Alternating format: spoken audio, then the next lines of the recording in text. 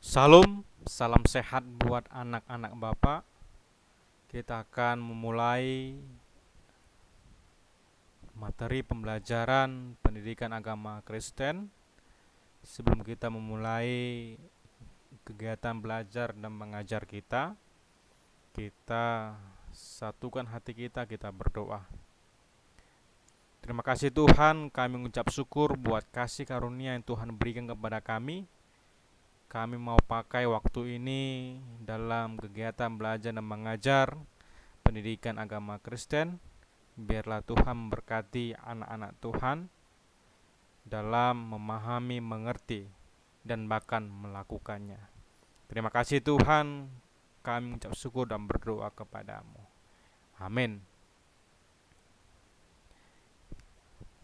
Baiklah anak-anak Bapak, kita hari ini mau belajar tentang Amos, manusia biasa yang dipilih oleh Allah.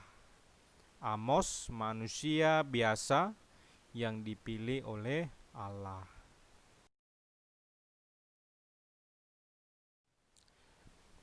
Kemudian yang perlu kita pahami bahwa di dalam diri manusia itu ada sisi kelemahan dan ada sisi kelebihan. Jadi dalam diri kita ada kelemahan kita dan ada kelebihan kita. Jadi manusia tidak ada yang sempurna. Oleh karena itu kita diajak bagaimana kelemahan itu menjadi kelebihan dalam diri kita. Bisa saja kita ubah apa yang lemah dalam diri kita bisa menjadi kelebihan, sesuatu yang positif. Jadi Bapak mau memperlihatkan ada bagian, ada hal kelebihan dan kelemahan. Jadi yang pertama adalah kita melihat kelebihan di dalam diri manusia. Contoh, ia rajin, ia jujur, ia berani, ia disiplin, dan setia.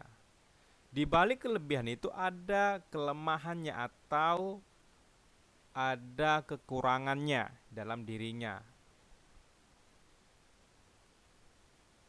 yaitu malas, bohong, penakut, ceroboh, dan tidak patuh.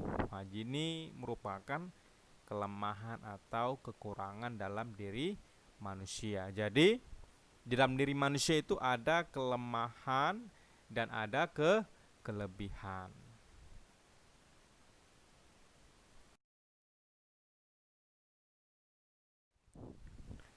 Kemudian dalam materi pembelajaran pada hari ini, kita mau belajar satu tokoh Alkitab dalam Perjanjian Lama, yaitu Amos.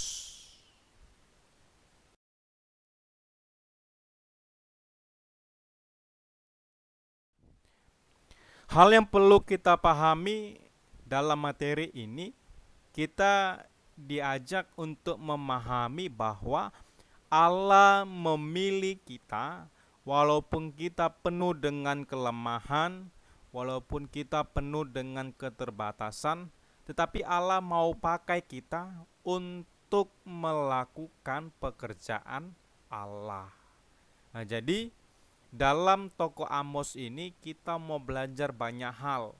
Yang pertama, Amos berasal dari Tekoa.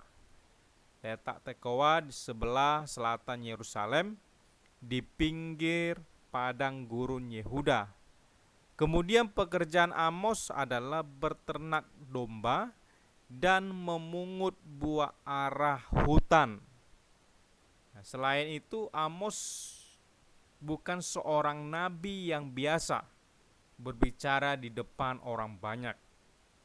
Dia adalah orang biasa, namun Allah memilih Amos untuk menjadi penyambung lidah Allah bagi bangsa-bangsa.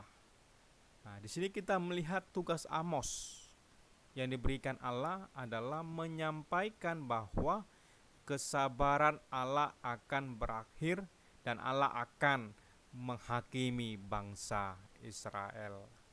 Nah, jadi Amos diberikan tugas oleh Allah agar bangsa Israel menjadi bangsa yang mendengarkan apa kata Allah dan berubah menjadi bangsa yang patuh kepada Allah.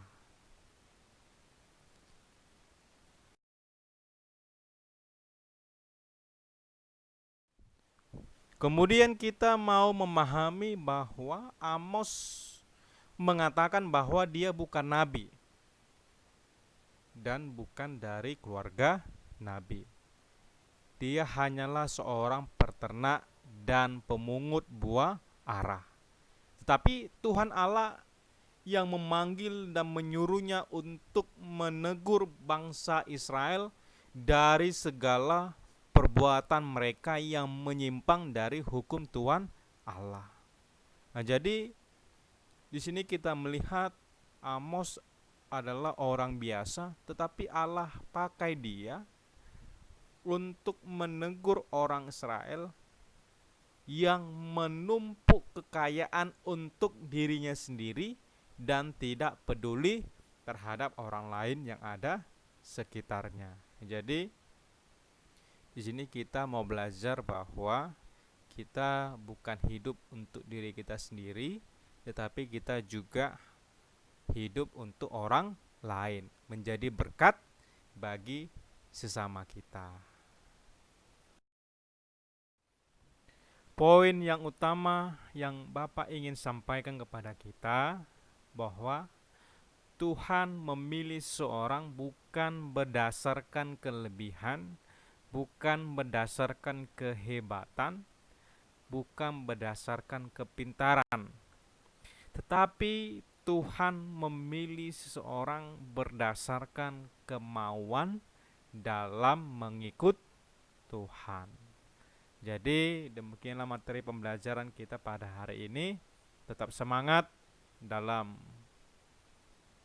mengikuti materi pembelajaran selanjutnya. Tuhan Yesus memberkati. Kita berdoa. Terima kasih Tuhan, kami telah menyelesaikan kegiatan belajar dan mengajar kami. Biarlah kami semakin giat dan kami boleh menjadi anak-anak Tuhan yang tetap setia dan taat kepada orang tua kami dan taat kepada Tuhan. Terima kasih Tuhan, kami berdoa dan mengucap syukur kepadamu. Amin.